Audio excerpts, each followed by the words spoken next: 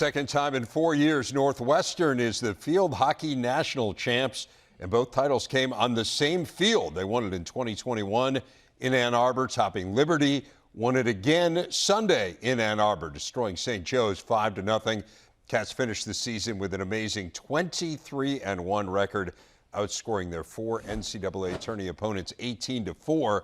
The title came 39 years to the day after Tracey Fuchs, the woman known as the Michael Jordan of field hockey, won her first national title as a player at UConn, where she was a 3-time All-American and National Player of the Year. Now with 2 national titles as a coach and counting. Tracey Fuchs joins us now. Today's big interview. Coach, we call you the Michael Jordan of field hockey. We might need to start calling you the Phil Jackson of field hockey, too, as the coaching accolades continue to pile up. Congratulations. How does winning a second compare to winning the first? Thanks so much, David. It feels great. I mean, we had really high expectations this year with 8 seniors coming back and a loaded team, and just so happy and proud that we were able to bring another championship back to Northwestern. What was the mentality coming out of the Big Ten tournament, Tracey? You had the one loss. You lost the Big Ten championship game to Michigan. How did you refocus your team as you headed towards the NCAAs? Yeah, honestly, it didn't take long. We actually played pretty well in that game, and Michigan came out and got a goal. But, you know, they bounced back pretty quickly. It had been a really consistent season. We were happy with the way we were playing, and we were ready for NCAAs. Well, you clearly were. The championship game, your team came out on fire. You scored all 5 goals in the first half. You know, that's atypical of field hockey, as you know, particularly in a championship-type game. How do you account for the amazing start? Yeah, I mean, the team was ready. They were focused. The leaders and captains were definitely in a zone. And, you know, they just came out so strong. I knew right from the first whistle that this was going to be a good match for us. And, you know, a few fell early. We hit the post early in the game, but after that, we were able to, you know, get a few goals. And once you do that, you can play a little bit more free and comfortable, and the nerves go away. I know you're certainly not relaxing when you're on the sideline, but you're up 5-0. It's the second half. Northwestern hadn't given up more than 5 goals in a game in 7 years. So, I mean, the chances of not winning it at that point are highly unlikely. As you're watching that second half unfold, Tracey, with a comfortable lead, what was going through your mind about kind of this powerhouse program that you've built? You know, right up until the fourth quarter, we just pretended the score was 0-0, but it wasn't until sometime in the fourth quarter where I really felt I could relax. You know, anything can happen in sport, but we had control of the game. We were playing good defense, so it was a fun game for us, a fun game for the team, and, you know, so happy that obviously we came out on top. Tracey, you got to Northwestern in 2009.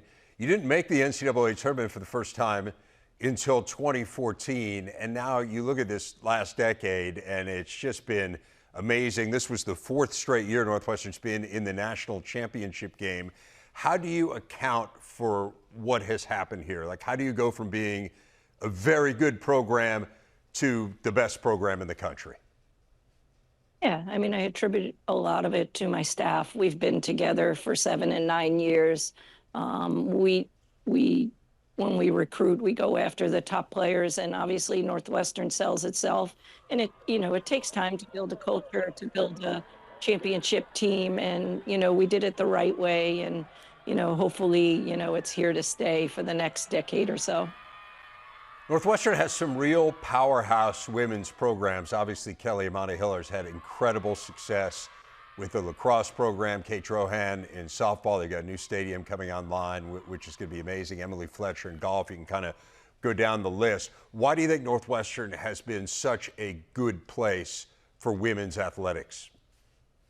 Yeah, I think one, the school sells itself academically and athletically, and, you know, our athletic department believes in women's sport and knows that we can do well here. And, you know, I have Kelly and Kate and Em as three of my mentors and really, really good friends. I think Kelly Amante was really happy we lost that game to Michigan. She just kept coming into the office and tell me, you needed that, you needed that. So, when you have people like that and, Northwestern Athletic does it right, it's easy for me. And I'm just so proud and grateful to work here.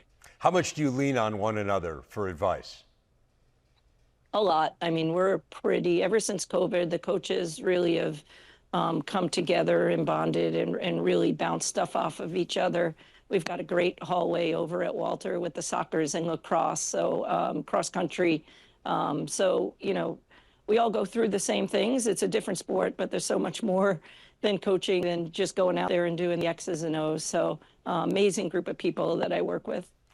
Tracey, there's so much changing in college athletics right now. What does the new revenue share world mean for a powerhouse women's program like yours?